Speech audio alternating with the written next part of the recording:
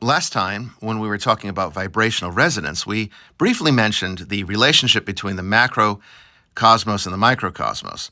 Now, today we're going to spend some more time discussing those two principles because they are essential to understanding the nature of spirituality, and you're going to find them a lot within both the Eastern and Western mystery traditions because they are intimately linked to the ontology that we've been discussing all this time, the nature of being itself.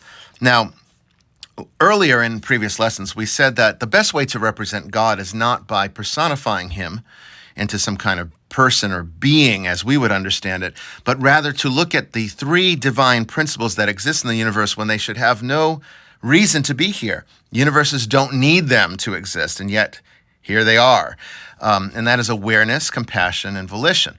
These are inefficient things when you think about it, and there is a human counterpart to it. In other words, we emanate out from these cosmic principles our own versions of it. So at the divine macrocosmic level, the level of God, for purposes of understanding this, you have awareness, but at the human microcosmic level, you have consciousness or perception. It's an accident of that higher principle of awareness. Awareness is pure.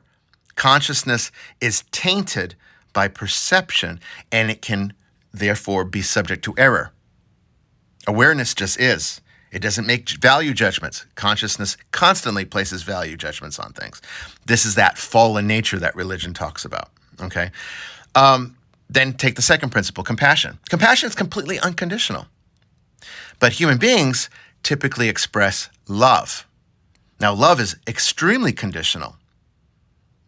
Love usually is only offered when there's the expectation of return, that we feel it back.